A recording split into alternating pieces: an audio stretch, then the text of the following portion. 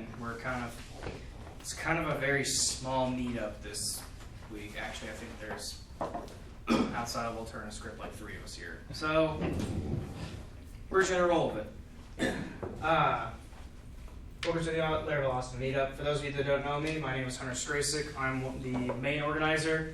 My co-organizer, Eric, apparently couldn't be here tonight. This month we're sponsored by Alternative Script. They were very gracious in bringing us lovely pizzas and drinks and even swag from their company, so definitely grab some freebies. You'll probably see them another month from now, so if you don't grab some then now, you can grab some freebies from them then.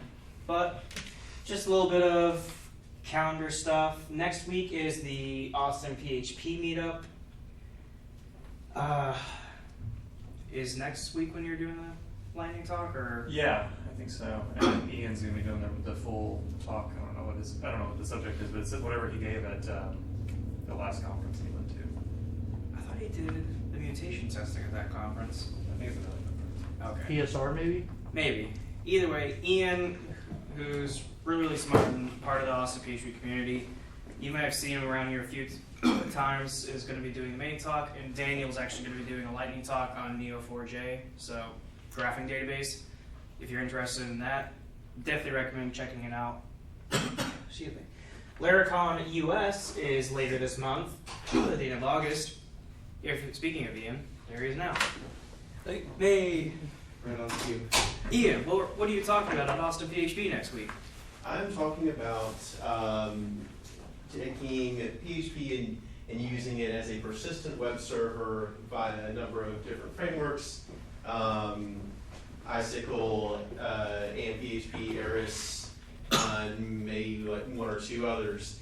Doing the same thing with PHP that you would normally see done with Node, where a single request, were it not for catching PHP errors, would kill your entire application. So you can see why or why not you might want to do that, and how you would do that with some async stuff thrown in as well. Awesome. So if you're interested in that, you definitely want to go to the PHP meetup next week. Excuse me. But Laracon US is at the end of this month. Daniel's going to be there. Terry, one of the old organizers for this meetup, will be there as well.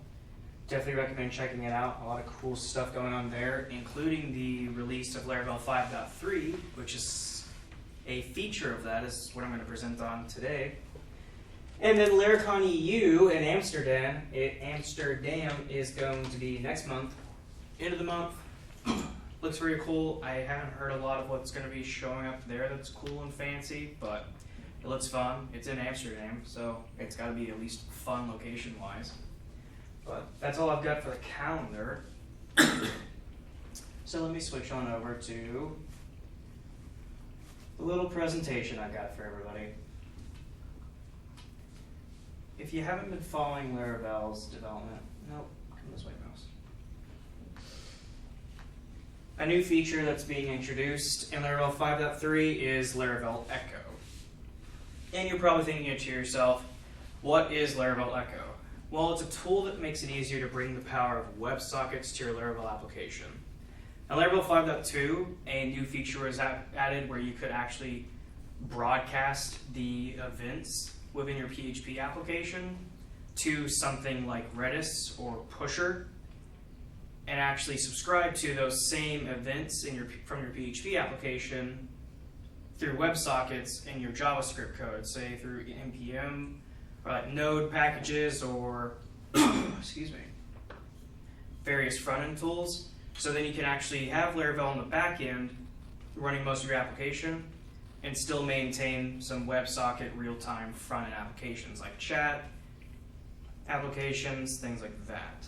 So, but to do that, you have to use directly like Pusher or Socket.io's JavaScript libraries to handle, which each have their own APIs and their varying degrees of some syntax sugar, some not. Taylor Otwell decided to kind of put a layer of sugar on top of it, give it his Laravel touch, more or less, to make it even easier to write these types of applications. So Laravel Echo is coming to us in a 2-part update. Part of it is a series of improvements to Laravel's broadcasting system, And then the second part is a new JavaScript package. For the backend improvements, they're going to be baked into the core Laravel 5.3. You can actually use these improvements with any JavaScript front end, not just Echo, but they obviously are going to work better with Echo. This is a bit different from something like Cashier, which is another package Taylor developed for Laravel that makes it easier to work with subscription-based services like Stripe. But to use Cashier, you have to actually pull in a separate package versus it being available to you in the framework immediately. And then you've got, excuse me, the Echo JavaScript library. Love my allergies. And it's just a regular library imported via npm that adds that layer of sugar I mentioned on Pusher.js or Socket.io. Those are the two main ones that are supported. I can't think of any others, but if something else comes into the scene, he might add support for it. If not, I'm sure somebody will find a way to add support outside of Taylor doing it. So now you know what Echo is. You're probably wondering, well, when would I use Echo? And Echo is going to be useful for whenever you want to send a message, be it like a notification, or say you're updating the structure of a page, say like a team-based task system, without having to reload or leave the page. So if you have like a team-oriented task system, say like Asana, it'd be a huge pain to have to reload the page every single time just to see updates, either a new task created or a task deleted from that task list by your other teammates. And you can accomplish this without using WebSockets, but some of the other approaches are just like periodic like AJAX pings or doing something like long polling, which I believe is what Facebook used to do for their news feeds. And the downside to that is if you don't have beefy servers, long polling can actually just overwhelm and take your servers down after a while because you're just maintaining a very, very long, persistent connection to the server. And if you're just running a small app, sooner or later that small server is just going to fall over and die. But WebSockets makes it a lot easier. So a bit of an example, and this is actually, if you've already heard from Echo, you probably saw it either on Matt Stauffer's blog or the Laracast video that Taylor did. And most of the information for Echo is actually between those right now since it hasn't been officially launched. So this example might look a little bit familiar. But to use it, you just go through your usual steps, set up an event in Laravel. For example, we're going to go with the chat system. So we have an event, message was received. We have a new trait being added to it called interacts with sockets. Implement the should broadcast interface so that Laravel system knows that it needs to actually send this event through either Redis pub sub channels or Pusher.io. And then you just add a handy broadcast on method that just returns an array of the different rooms or channels that you're going to broadcast this event on. Excuse me. In this event, we're just broadcasting the chat room 1. Obviously, it would probably be a little bit more dynamic and less hard-coded, but for the sake of example, it's just hard-coded. Next, you'll want to install Echo.js, which is just a simple npm install. That's just going to give you Elixir and all the other goodies that come packaged with Laravel already. And then install the Pusher, if you're using Pusher, JavaScript package, save it to your package file so that it can be installed on everyone else's machines that's developing with you or on the servers. And then the same thing with the Laravel Echo package. And then, just super, super simple, just subscribe to a public channel on Echo with this little bit of JavaScript here. There's some ECMA6 stuff being used here, so some of the syntax might look a little bit unfamiliar, but pulling in Pusher through typical Node requires importing the Echo class from the Laravel Echo package, and then setting an instance of Echo in the window to the Echo class, passing your Pusher key here. Socket.io setup is going to be a little bit different. Just, I don't know how different since there's no official documentation yet. And then handling these events is just as simple as echo channel, specifying like the channel or room you're to be in this case chat room 1, and then listen and the name of the event that you're broadcasting at PHP.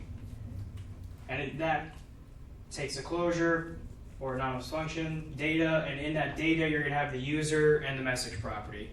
If we go back to this, if you're unfamiliar with the event broadcasting, whenever you broadcast an event, any property that's public will be available to the JavaScript frontend you're using.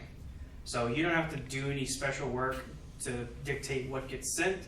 All you do is set the properties you want available to public, and even if it's eloquent, when it goes to broadcast, it will handle converting all the data to the right format and sending it off so that you can utilize it in your JavaScript frontend. So we pop here, in this case, as soon as the message was received, like I get into the channel and like, hey Blake, or hey Daniel, you'll see all my user data and all that, the message that I actually sent right there, and able to render into your application accordingly. Sometimes you might want to do private channels though.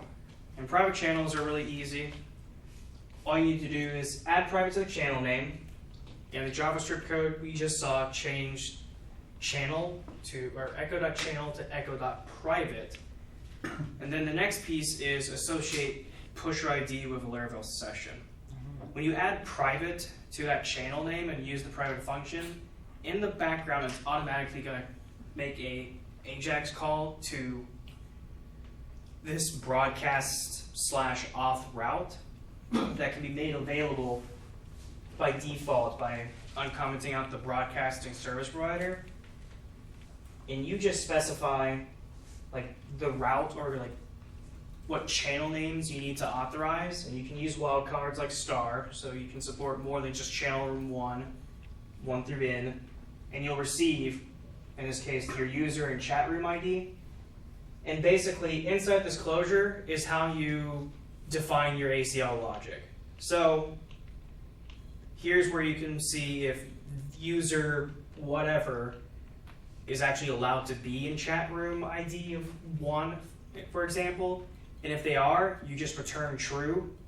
And automatically on the back end, Laravel associates the pusher ID that's in that request with your Laravel session, so that from that point on, all the events will actually propagate like accordingly, and you can actually join that private channel through pusher or socket. Excuse me. Presence channels are pretty much very similar, and those are just useful for showing, like, I mean, it's pretty obvious with presence, but it's just saying like somebody's there. And these are all the options you have. You don't have to put presence in the name. You can actually call it whatever you want. With these different methods, you can actually specify. There's one method that will actually trigger for all 3 of these. I decided to show you all the individual ones, so that then is basically when you join. When you join, like you, the current user, joining is when somebody else is coming in, and then leaving is when somebody else leaves the chat room. So with this, you could basically create like a, excuse me, an IRC style application or Slack. Actually, you could use this to make a like web-based IRC client very easily. And to authenticate or interact with the presence rooms, it's the same setup. Chat room presence star, your wildcards, and obviously you'd probably do better authorization than just if true. But what you do here differently is you actually, if the user is authorized to be in the presence channel, you return the information you want to be available to the presence channel. So in this case, you just want to send like the user ID and the name, so you can say so-and-so is joined or so-and-so is left. So you just return that array here. Or if they're not authorized, return false, and it will gracefully handle that, and just nothing will happen, basically. And you're finally thinking, all right, I'm doing a chat application, I'm like sending notifications that pop up in the top right, look all Web 2.0-y, and it's just notifications that are like, oh, so-and-so messaged, and so-and-so messaged, and so-and-so left the room, etc. But you don't want those notifications to pop whenever you're sending a message, because you literally just typed the message and sent it. You don't want that thing in the top right saying you sent a message, because that's just annoying. Laravel makes it super easy to prevent that by just adding a method to the constructor of the event of don't broadcast the current user. With that, it will pretty much do what the method says and just not actually make that event propagate to your session on the front end. So then you don't have to do any extra special logic in your front end code or back end code for the broadcasting. So this is the point where I would love to give a demo. Unfortunately, I can't. I tried to for the better part of last night, and then prior to actually set up Echo, even pulling down Taylor Otwell's example application he wrote using Spark and Laravel and Echo to show off the tools in his Laracast video. Unfortunately, they don't compose or install. As much as I've tried to install Laravel 5.3 through Composer, I get an error that makes no sense and it won't let me go. So unfortunately, showing this off in real time is going to have to happen once we actually have the framework release at the end of this month. And I hate that, because I'd love to actually excuse me, demo things for y'all.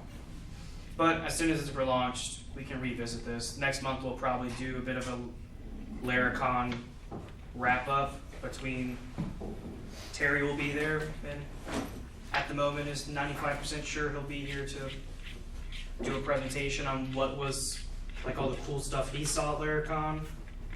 Maybe he can talk to Daniel and those two can coordinate on an awesome wrap-up presentation. I'll just talk about bourbon. Bourbon's a good thing to talk about when you're in Kentucky. But when we do the wrap-up is when then I will probably make a revisit to this to kind of just show real quick Echo in action. But unfortunately, I can't today. So, anybody have any questions? Yes, Blake? I guess my question is about server architecture, and I know you kind of touched on long polling and AJAX requests and that sort of stuff. So you're saying that this operates over WebSockets, correct? Mm-hmm. So what do you need to get this working through something like Apache or Nginx? Through Apache and Nginx, you shouldn't have to do. You just set up your site like normal, and then on the back end side of things, it'll just hit Pusher's APIs to broadcast the event through Pusher. Oh, I see. And if JavaScript code will handle the WebSocket connection there. Mm-hmm. Same with the Socket.io approach. Just for Socket.io approach, you're kind of you have to have a little bit of a middleman code, because the Socket.io approach is actually broadcasting the event to a Redis like pub sub channel. So you need that intermediary piece, like a little node middleman to subscribe to the Redis. Mm-hmm. And that's what Pusher's channel. doing. Pusher's doing. I'm not sure how Pusher's architecture works. Yeah. I just know for Pusher, you're pushing the event details onto their API, and then they propagate it to all their WebSocket servers, and magic happens. And every time I see a real-time app work, I get all giddy. So they're the SaaS version of Socket.io. Yeah, pretty much. So is your browser not actually connecting to your web server? It might be connecting to Pusher, and then Pusher's being the intermediary. Yeah, so it's Okay. connecting to your web server as far as to render the page Mm-hmm. and bring in the the application code for the JavaScript and all that. But after that, the events you're broadcasting and the PHP code are just being sent up to a third-party service, Pusher in this case, and you're just pulling those down on Do the they? JavaScript Is side. there support for anything other than Pusher, like MQ or? At the moment, actually, we can actually look at this one, because the broadcasting stuff is available in 5.2.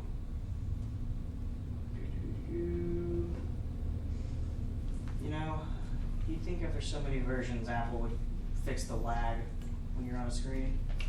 So let me blow this up. So Laravel supports several broadcast drivers out of the box, Pusher, Redis, and a log driver for local development and debugging. So at the moment, Pusher and Redis are the only two. Now theoretically, and I say theoretically when I can literally just bring it up now. Where'd you go? You're in this window. Close. Let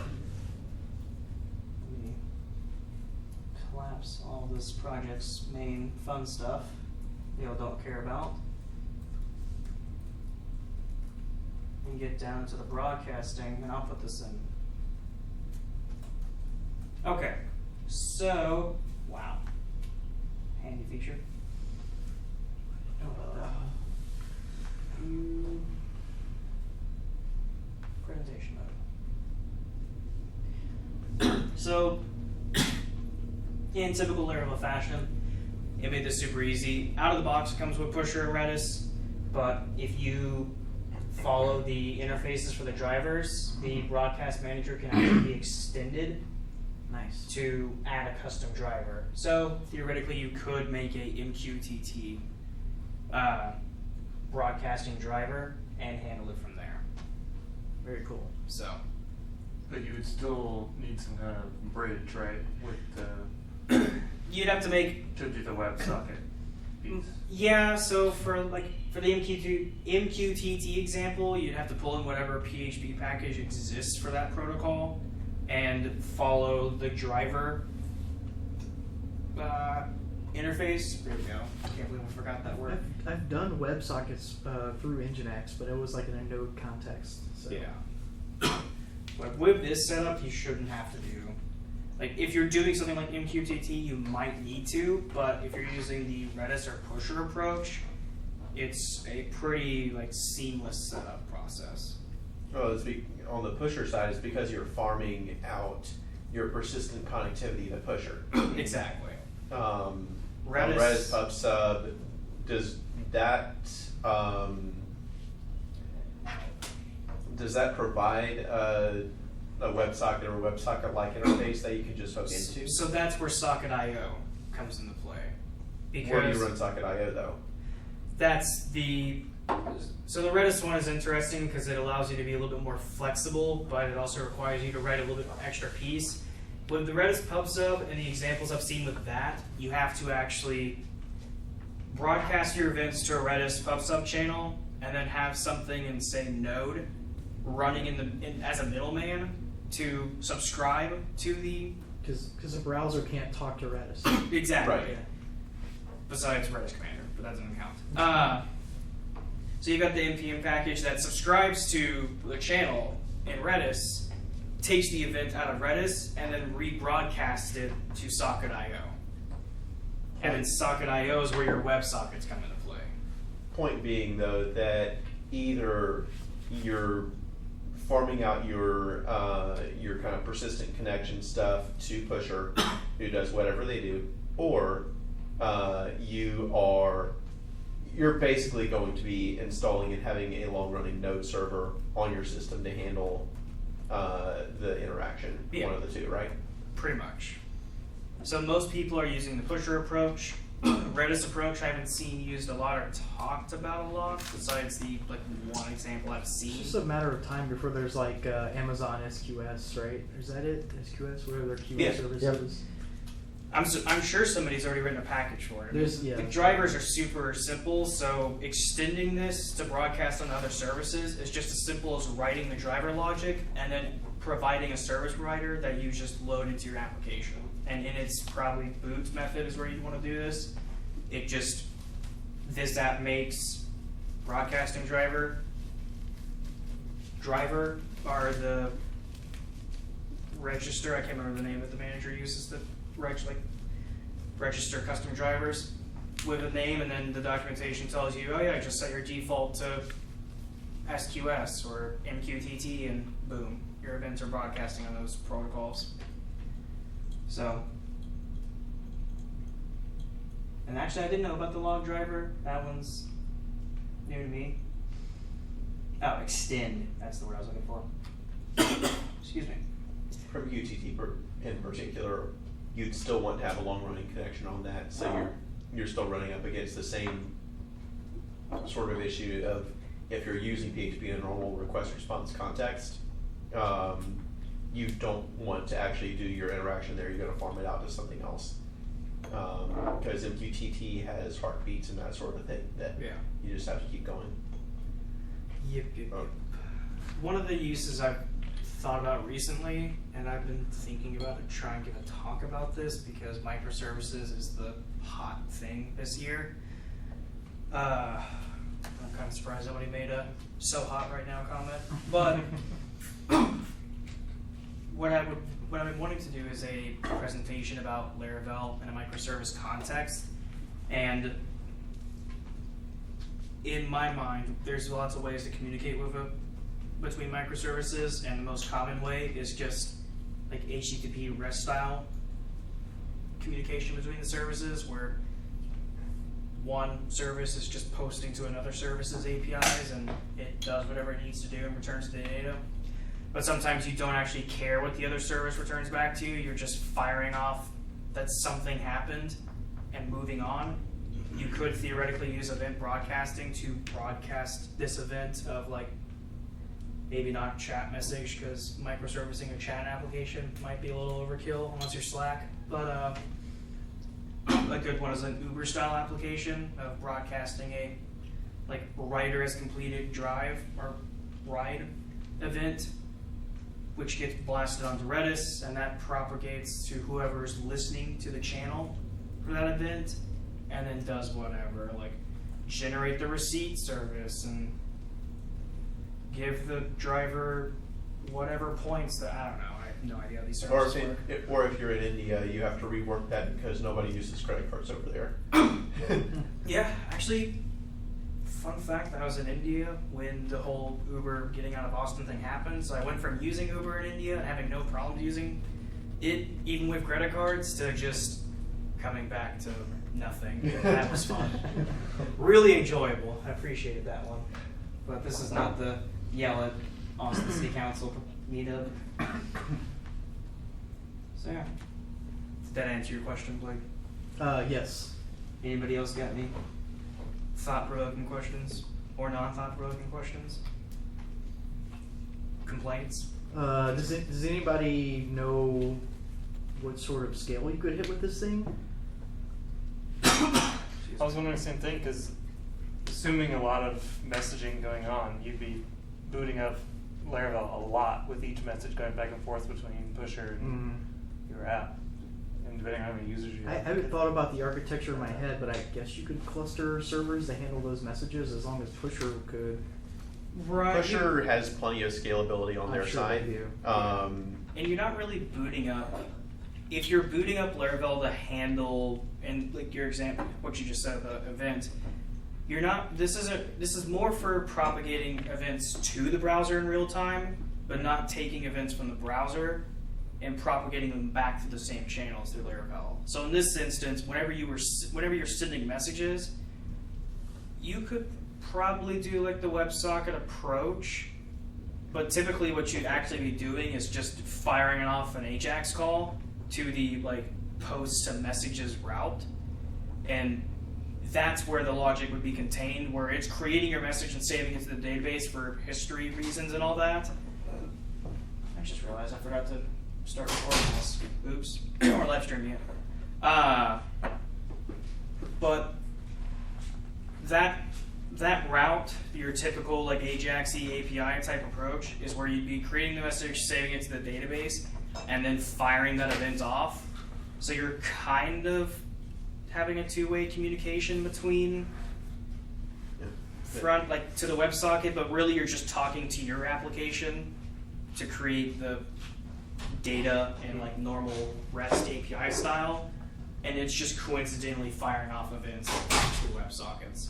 So then you're not having to reload the page every time somebody sends a message. You can just stay on the page, and that event will make it to the WebSocket and update you can actually update the interface on your end, even if it actually hasn't like sent to everybody else yet, so you can see the message that you sent in the like chat window, and then like maybe milliseconds later, the other person that's on the page, the message will pop up because WebSockets and magic. So, yes, Blake. The one part that I think I didn't understand was when you set up the JavaScript to do the communication, but how does the JavaScript know, how does it do service discovery with like Pusher or your web server? Do you have to like tell it, like, here's my, I don't know how that works. I think I was a little lost on that. Oh, like, because in the example I showed you were like, you'd put window.pusher equals pusher, and then you just did. Like, how does it know, like, I guess you hard code the channel in JavaScript that it would broadcast to, or? You would hard code pusher creds in there. You would hard code which region you're connecting to on pusher. Okay. Again, I don't have experience with Laravel Echo, but I have worked with pusher relatively extensively, and you tell it. You drop like an API key in there. Yeah.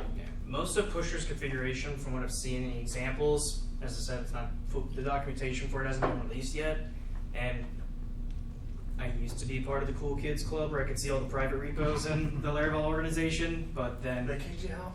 I'm like still there, so I was able to see the Echo repo and it was still private, but some things I can't see anymore, like the Spark repo is just gone from me to be able to see, which is fine, but Echo's configuration is supposed to be stupid simple, so all you're doing is just dropping in a API key for Pusher, and that's it.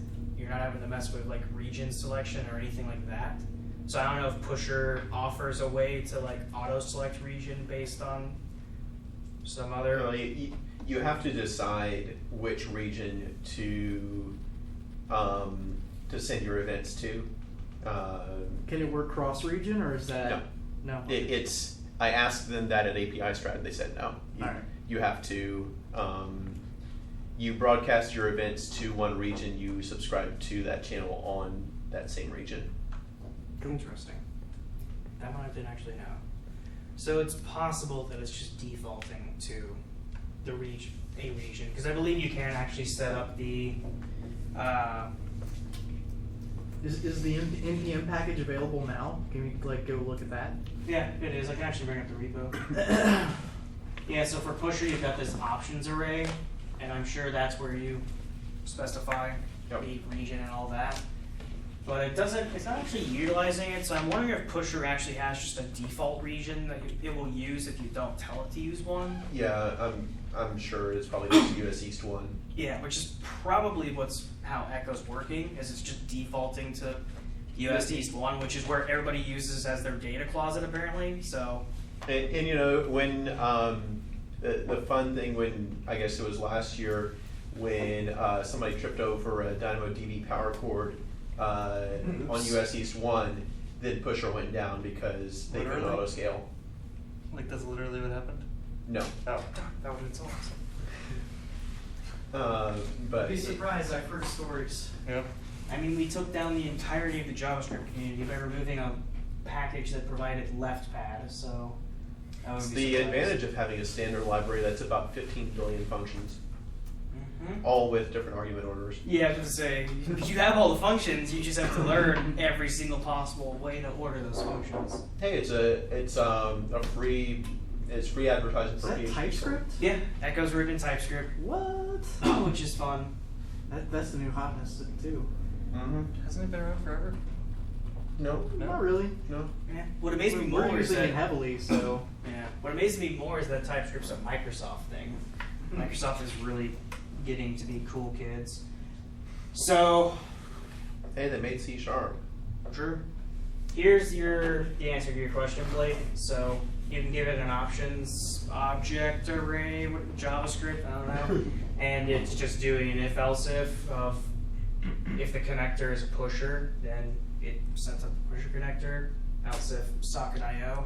Obviously, this is going to be shitty code to maintain once you add more to it. I can actually use adult language because we're not live streaming. Oops, sorry everybody at home. What's the point of types if you can just say any?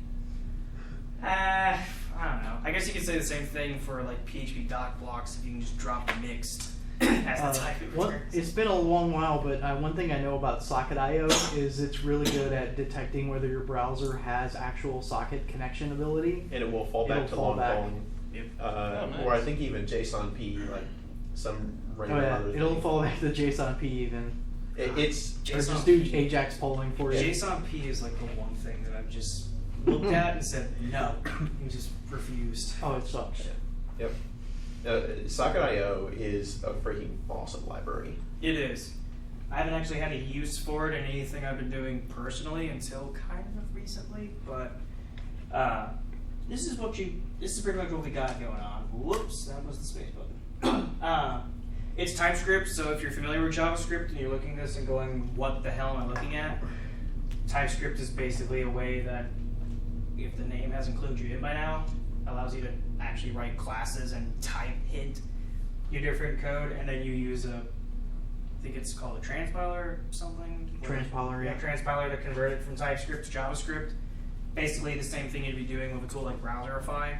If you write all your JavaScript code, even for front end, npm or node style, and then Browserify makes it work in the browser, hence the name. But Did you see that Jeffrey Way is abandoning Browserify for Elixir, switching to Webpack?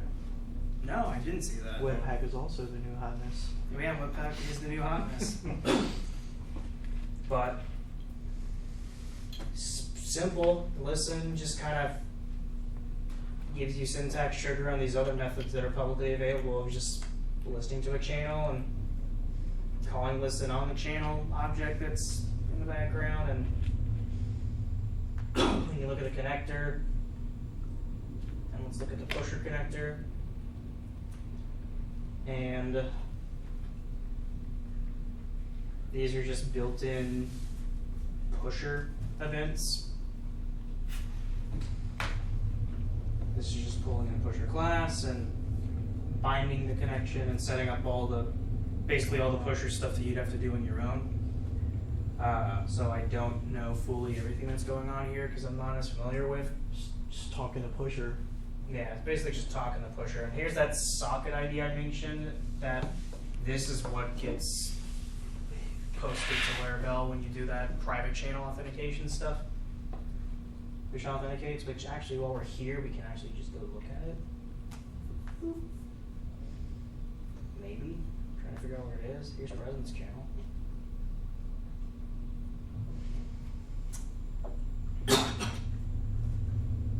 Oh, here's the method I couldn't remember, but here's the one method you can call, or you can have all three, then joining and leaving.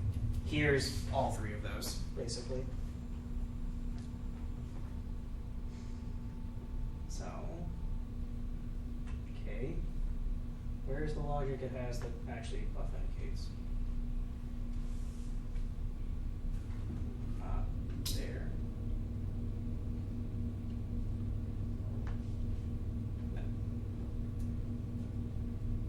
Okay, maybe it's here. Here we go. So here's that broadcasting off stuff I was talking about. And it can handle the CSFR So your Laravel application has to provide this.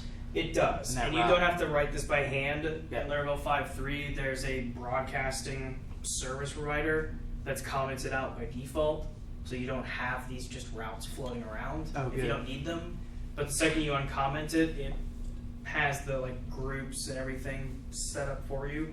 So you just plug in the information you need. Basically, it's a broadcast facade that has kind of the same route declaration logic that opens these up. So default's the pusher apparently. The endpoints, all that. If we know that's there, we can probably do that's endpoint. Okay, I'll need to use it there. So here's the CFR token logic, which automatically pulls the token from the meta headers that Laravel can set up for you, which is nice. Excuse me. I think each connector has its own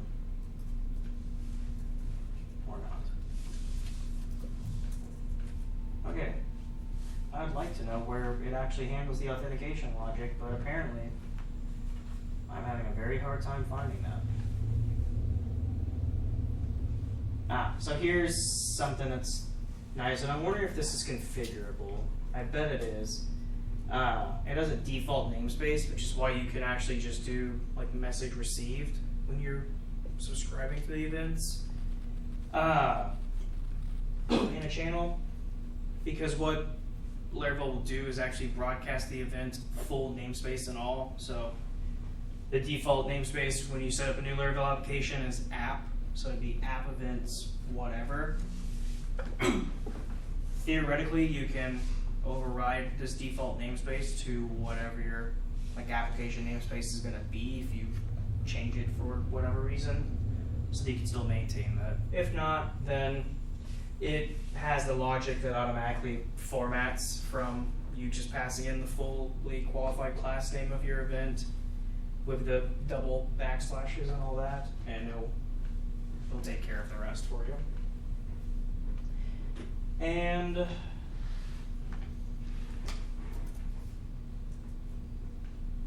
I just want to do this to see. Well, Socket.io has it, so look here.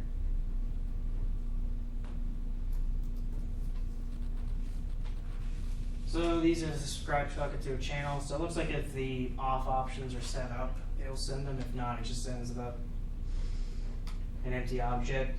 But that's about the most I can find on how it does the off logic. Wish I could find it more, but I have this package is very like new, and I'm having a hard time finding some of the stuff. Yeah. Any other questions? Doesn't have to be about Echo. It can just be Laravel. Period. We're pretty much done with the Echo presentation. If you have. What other big what other than Echo? What's new in 5.3? Any big like core level like architecture Laravel big things? I don't know if he's made any big changes on that level. I think if he makes a huge change of like architecture to Laravel, we'll see that in 6.0 versus 5. Is that a roadmap thing? I haven't been following along as much on that. He doesn't really do roadmaps often. Like for example, here's the blog where a lot of Echo information is. There's things about 5.3 that even, or maybe he does know, but they're not talking about it. But basically, all of Taylor's like inner circle of buddies that he probably talks about. There's stuff that he's like maniacally laughing about, ready to show off with Laravel 5.3 when he does the live unveiling, kind of Apple style at Laracon. Yeah. It doesn't sound like it's going to be like Spark size stuff. Though. Yeah, it's not going to be Spark sized, but if he's making a big deal about it, then it's potentially going to be super cool. But these, I should probably expand this so that everybody can see. These are kind of the main things that have been talked about. Echo. There's a new loop variable that is made available when you're in views and you're looping. And instead of just talking about it, I'm just going to click the handy link and show you. JSON columns. So the loop variable is just a standard class, and it has properties like index, the one-based index of the current item in the loop, remaining, count, first, last, depth, and parent.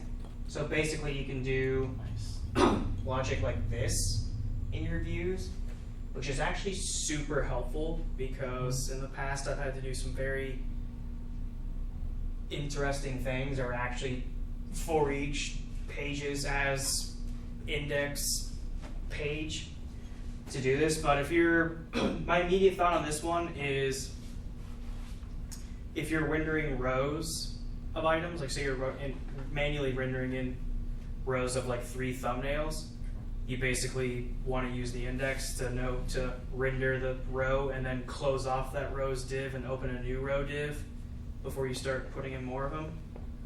So here's a very in-depth example where he's rendering the actual index to the page before the page title, and then doing more like loop parents and all that. So this parent actually is aware that this is the parent for each. So you can get the index of this for each from this loop variable inside of this for directive.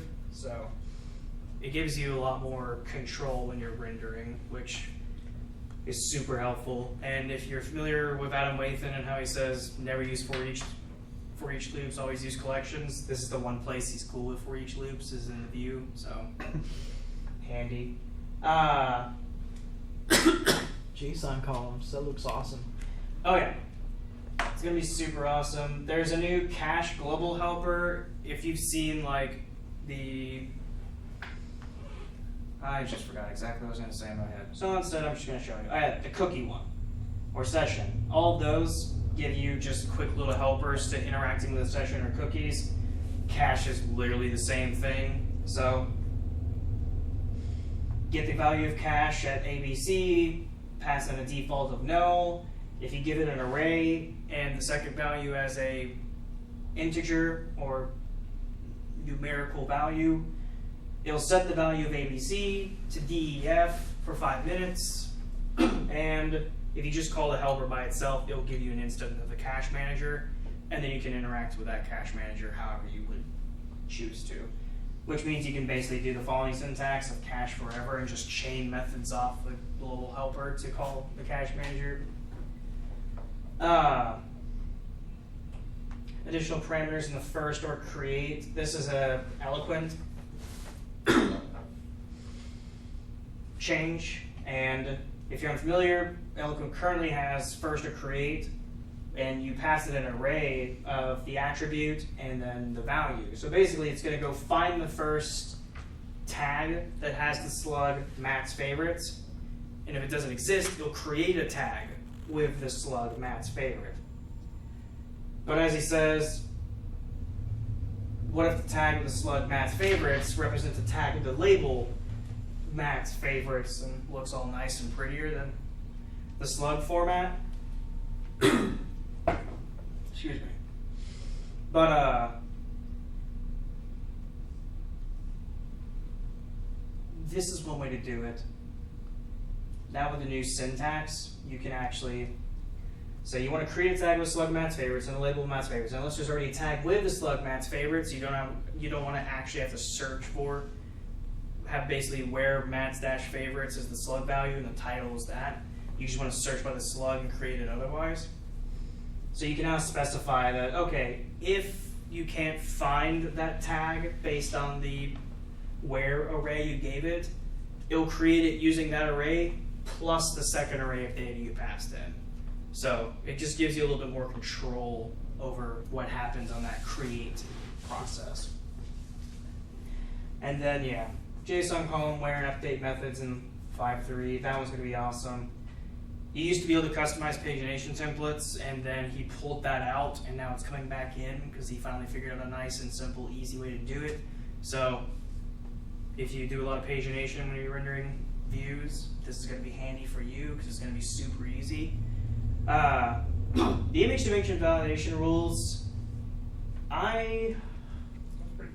this one's awesome, and it's as stupid simple as it sounds to use, because you can basically just pass it. I think the rule is just called dimensions, and then it's just colon, and then you give it the width comma height, and it'll actually read in the file and see if it fits that, and then do the normal validation rejection if it's not, which is awesome, because it makes those pages where you can only set 64 by 64 avatars stupid simple now, because you can have all that logic contained in your usual input validation logic. And then I actually haven't seen 8, because I've been kind of following the little changelog bot that periodically blasts out like 50 spam tweets of all the new changelog things coming to Laravel. I don't think I've caught this one, but I think it's just the where method on a collection looks like this.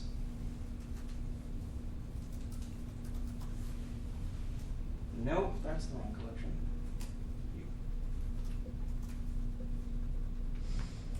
So right now the only options you have are where key equals value, and then you have a way to specify strictness. So In strict mode, it does a triple equals. In loose mode, it just does a double equals.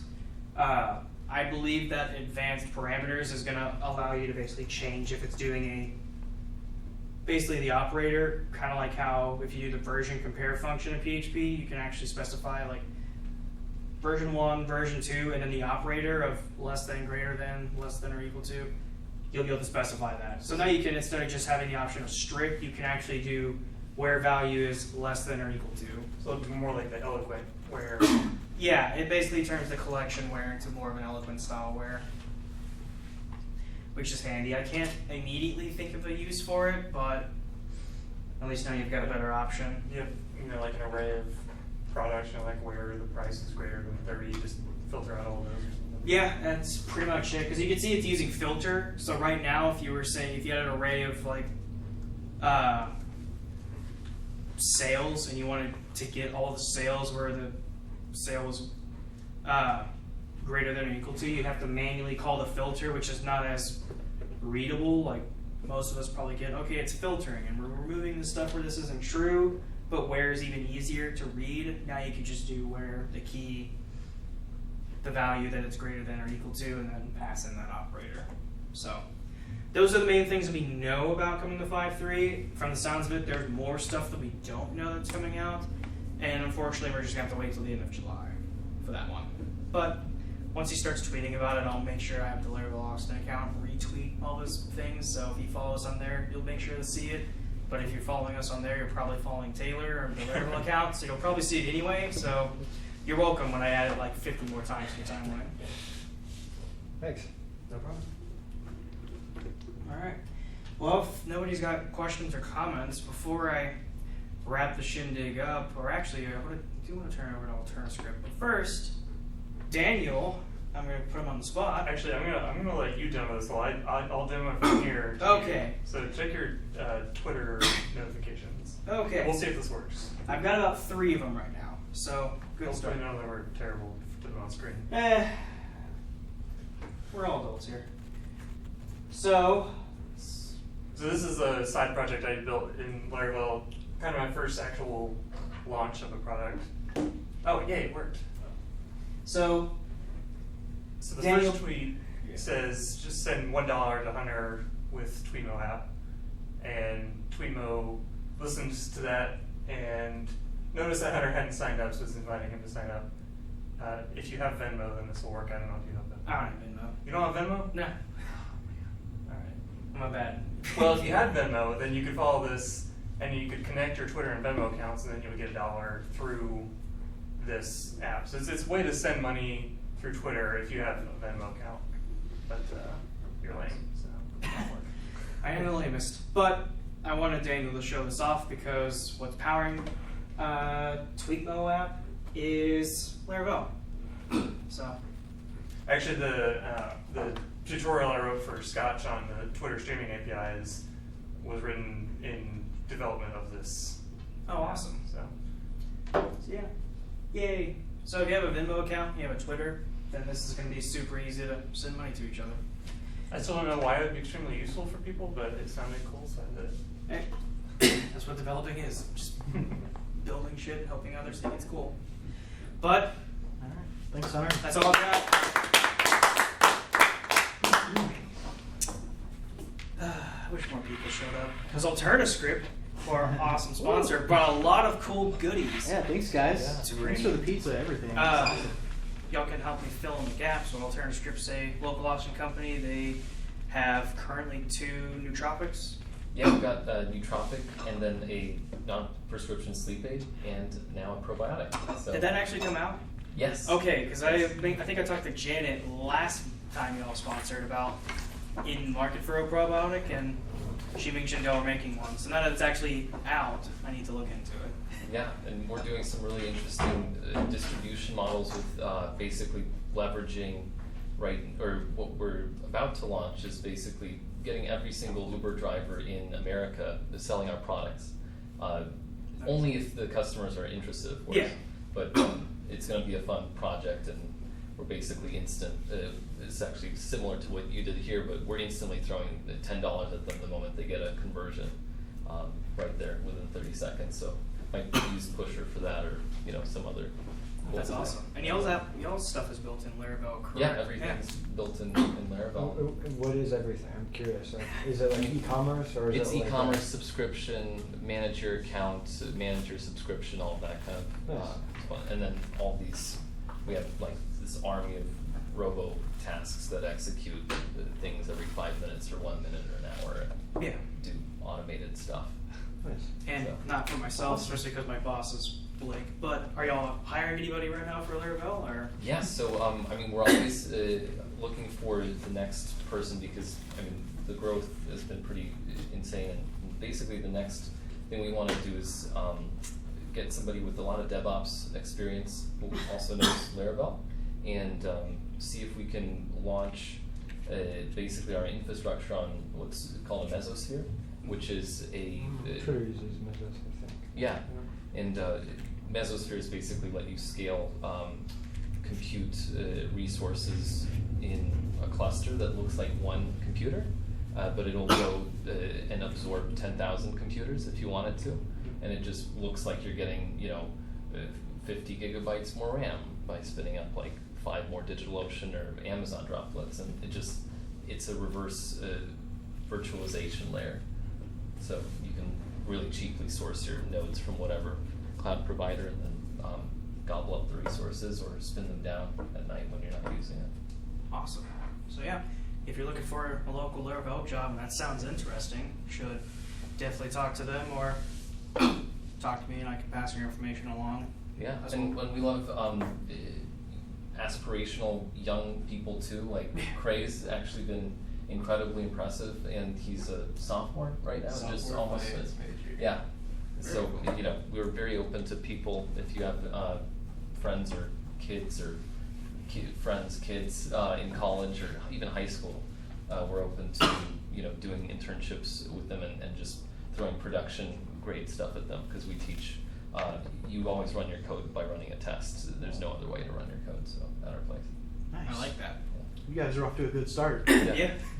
That's So awesome. yeah, if that's interesting to you, and I'm gonna blast this out to everyone who couldn't make it today, because I guess they were doing other lame things that are coming to the meetup, slackers. But yeah, they brought a few shirts and samples of their product. If you're interested in Optimine, I believe is the name of the nootropic. Kind of just helps with focus and thinking. It's actually come in quite handy for me, especially when I was moving. As well as, crap, what is the sleep one called again? Rest Up. Rest Up, there we go.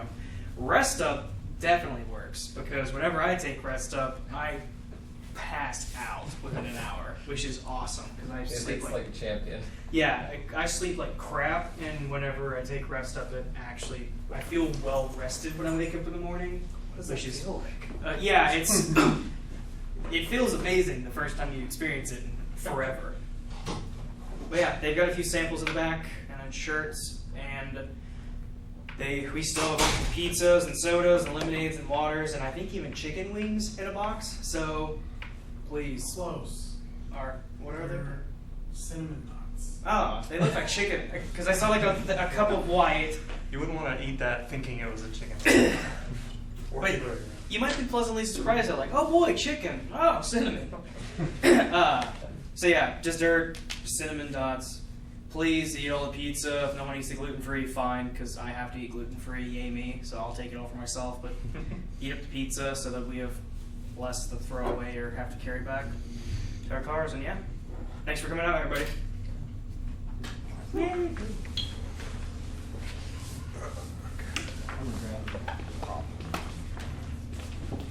In case I'm not around for the next one. Oh, I do. We'll definitely raffle this bad boy out. Yes. Yeah, sorry.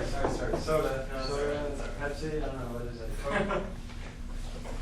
Some people's Coke. Some people's Yeah, whoa. Meal breakdown. Right, yeah.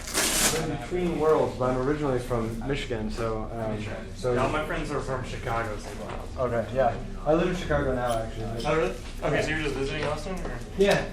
Well, I'm kind of, yes, I'm in between. I moved from the Bay. I was there for like 5 years, and now I'm just kind of getting, well, actually, I've been in Chicago for a while, but yeah, I'm just in Austin for the month. Just, Okay. Like make a for fun. You do the Laravel meetup back in Chicago as well? Or I have one. I've been to a couple. The truth is, I mainly been doing Laravel stuff for fun. I do like lately mainly Java actually. And, Oh, really? some PHP. Well, actually, it's whatever. I mainly Java for a while. Now I'm doing. I used to do a lot of Magento development. I've never done that, but I feel sorry. Yeah, it's Okay, well, you know, it's terrible. Like there's so many things about it that are terrible, but they do use in ways they're ahead of their time. Certain concepts and I mean, it's pretty garbage. But it's it's kind of like any huge piece of software, which is garbage. It's complex. Yeah, exactly. And again, I love that, but the reality is like, if you're, I'm guessing if you build a giant enough application for Laravel, you also are going to end up with anyway, but now I'm doing Magento 2, which is, I'm working like integration, like CMS, Magento integration. Anyway, I'm in Austin. You live in Austin? Yeah, I've been here about a year. Where are you from? Fort Worth area, so Texas. I lived in DC for a little while, so I came to DC here. It's kind of hard to go back to, we were thinking about going back to Texas. We're like, all right, what's a place in Texas we can go to that's as cool as DC? Austin. Yeah, that's right I'm from. Yeah, we like it. We'll be here for a while, I think. It's nice. It's a little hot, I'll say that. Growing up in Texas makes it a little easier to adjust to that. But yeah, no, the last few days I'm just walking around thinking, oh man, I'm glad I don't work outdoors. So, awful. I mean, in ways it's okay. It's like, I don't mind it actually in ways, but I do feel like more inclined to the side, I guess. Especially most people here know how to run their AC because of the heat. And sometimes if you go to other places, even in the South, they're like, where it doesn't get as hot, their AC is like in the upper 70s, and you're just like, I miss the Texas where it's like walking to a refrigerator. Ready to go. I'm sure it's terrible for the environment. Yeah, it's like I was just starting to get into like running, exercising, back to this hardware, which I've never really done, but I just started because I work from home, and so. And if I don't leave my house during lunch, then I just end up working during lunch. And anyway, so that's going to be a bummer. So now I'm here, and it's like, there's no way in hell I'm here. But they people still do it. It's crazy. I did it once. And I mean, I'll do it again, but I was just like, yeah. But I have been swimming. A bunch of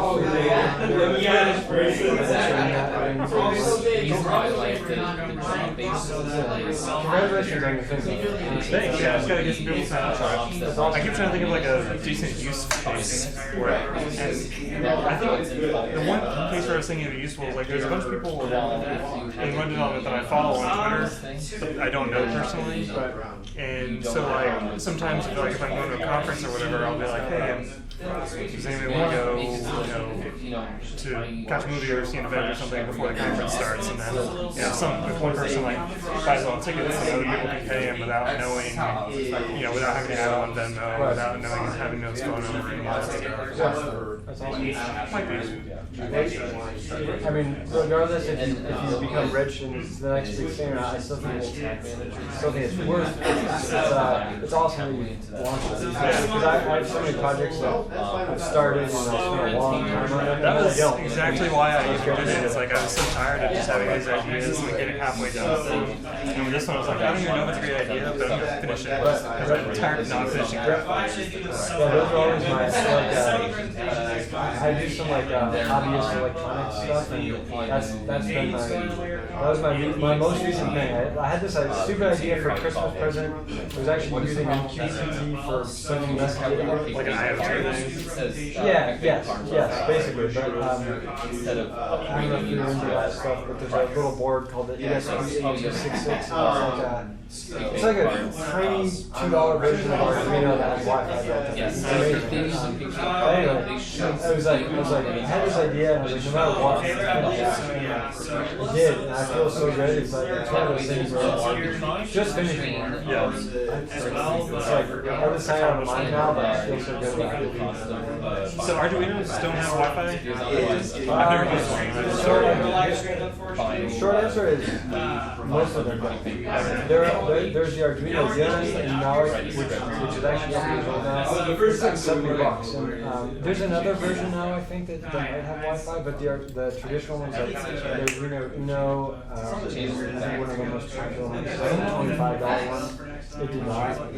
It's possible that there's more little while systems come out. Arduino, the company, does make a Wi-Fi enabled version. Maybe a couple of others.